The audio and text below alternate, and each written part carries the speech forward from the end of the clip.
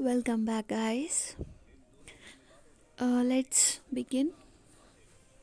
The previous video we had started the chapter and we had completed till here, and now I have to begin from its next paragraph. Unlike the other Government of India Acts, Act of 1935 referred to India as a federation of provinces and Indian states. Okay, so we had done that. Mainly, the provisions or administrative details of Indian Constitution derived from the Government of India Act of 1935. Besides this act, there were many Government of India Acts which were passed in British Parliament for Indian governance system, but mainly this act had a credit that much of Indian constitution derives its source from Government of India Act of 1935. So in this act, India was said to be a federation of provinces and Indian states. So remember, it is a very minute but important detail that in which act India was referred to as a federation of provinces and Indian states. So, in which act it was given? Act of 1935. It may be asked somewhere, competitive examinations or your school level examination whatsoever. Autonomy to provinces was given effect. Autonomy means self-rule. Okay. Remember, autonomy, auto means self. So, autonomy means self-rule or self-governance was given to provinces by dividing legislative and executive powers between provinces and center. Provinces is nothing but a state. जो राजघराना और princely states वगैरह जो होते थे, that is provinces. Provinces were under executive authority of governor appointed by the crown. Crown is what? The England. Okay, so whatever the England queen or the crown was appointing the governor, जो भी governor appoint करते थे उनके under होते थे provinces. So you can see it as crown appointed governors, that is GOV, and under these governors was the authority or the governance of the provinces. And so this is the center. ये center है, ठीक है. जैसे हमारे यहाँ अभी union government है, and then we have governor of states, and then we have the CM of states और the government of states. So at that time this crown was the center and this was governor appointed by the crown, and over here was the provinces.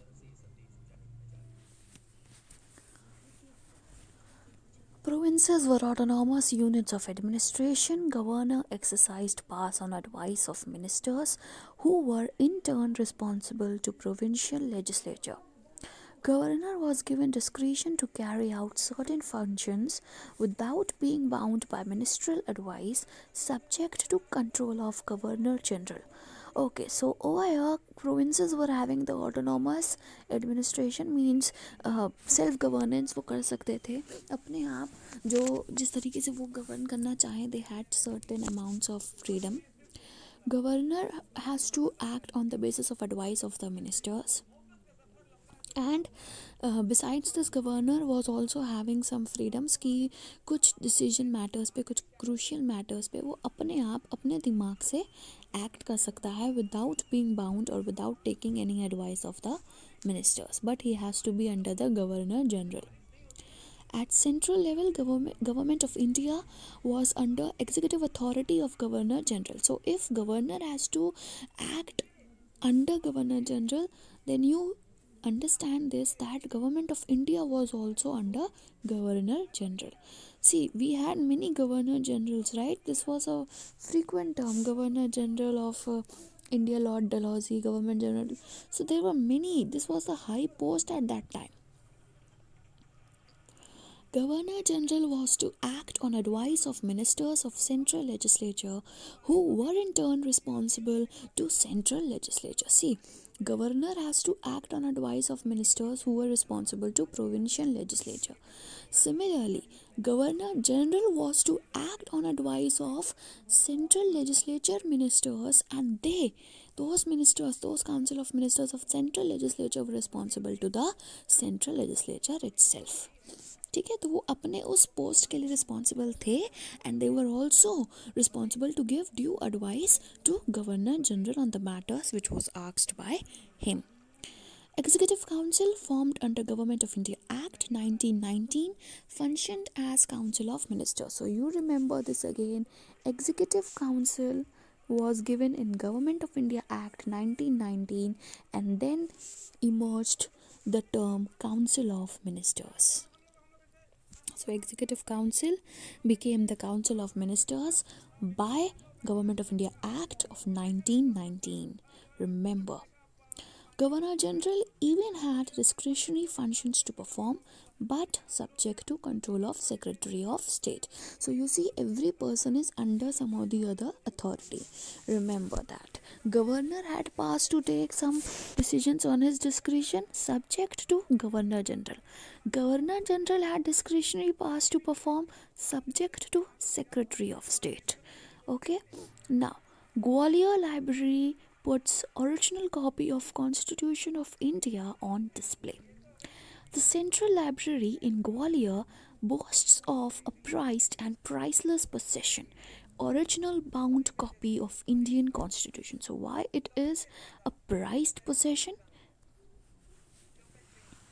Original copy है. The original one which was written by the Constituent Assembly, which was signed by all those 285 members who were present when the constitution was made.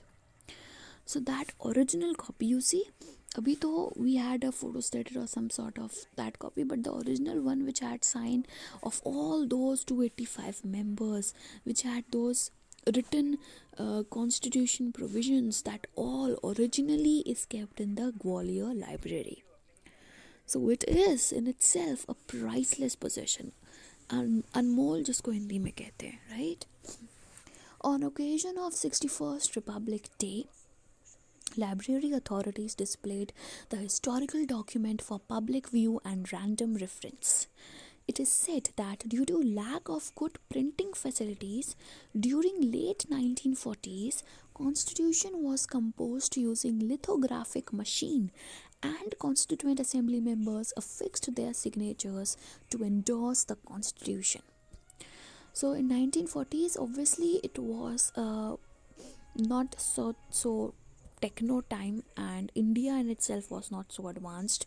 Maybe some other Western countries were, but India, when it got independent, it was not so advanced, and already there was a huge loss. Some amount was taken by the Britishers, some was passed on to Pakistan, some fertile land was also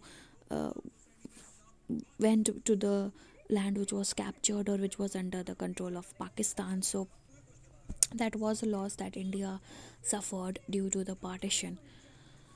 So there was a huge loss, and India was not so techno savvy. It was not having such technology. There was no good printing facility, because of which the constitution was composed using lithographic machine, and signatures were put by those 285 members.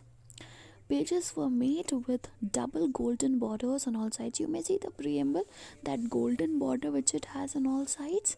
So that is how the pages were made. So that original pages and all is kept in that library, you see.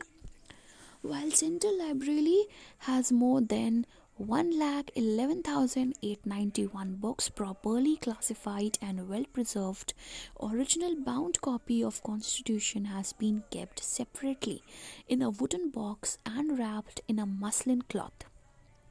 So it is a very precious possession, that's why it's been kept safely.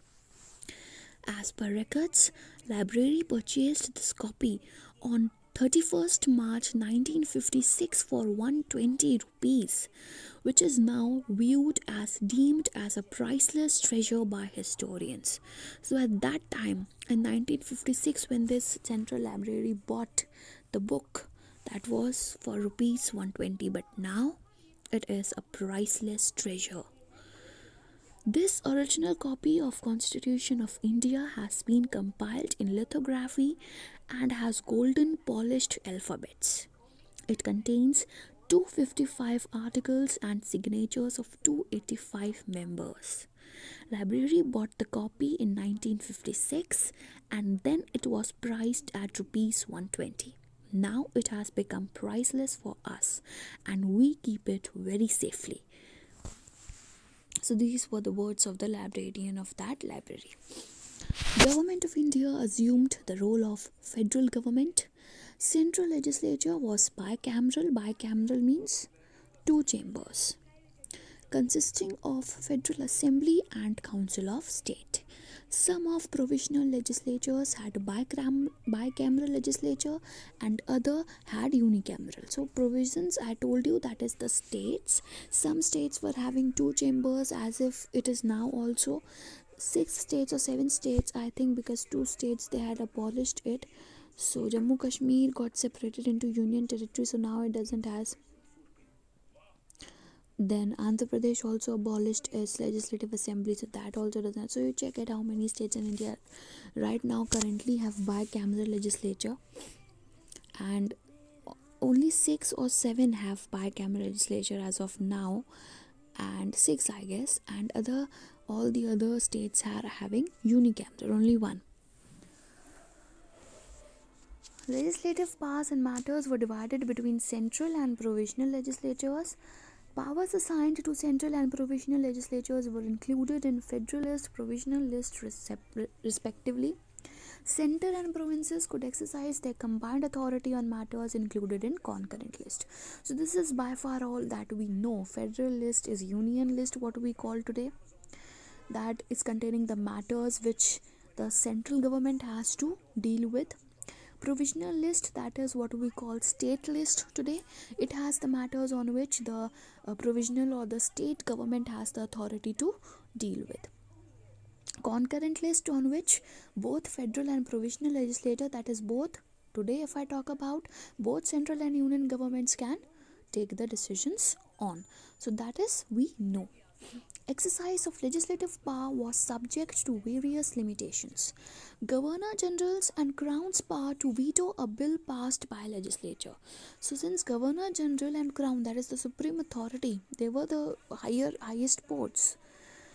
So they can veto a bill which was passed by legislature, and if they had vetoed it in against of the bill, then it will not be passed.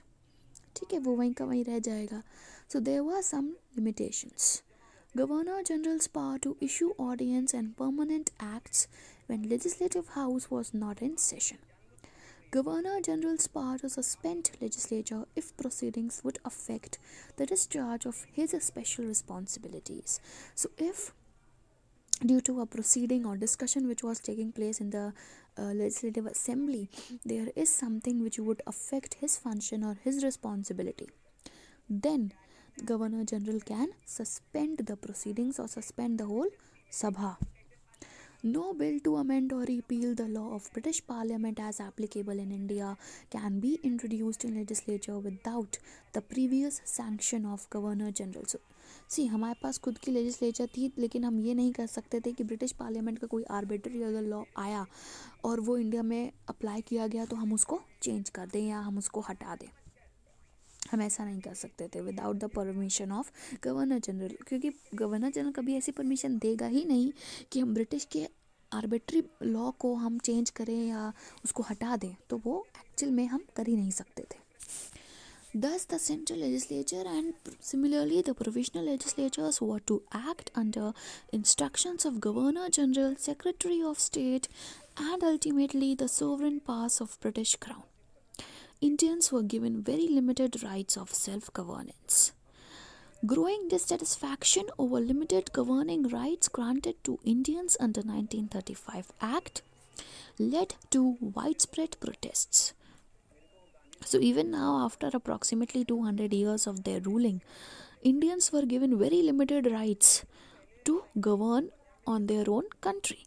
So this was the dissatisfaction, and it grew to a great extent, and there were many widespread protests which were going on. That's why in these years 1930, 1942, we were having so many movements all around.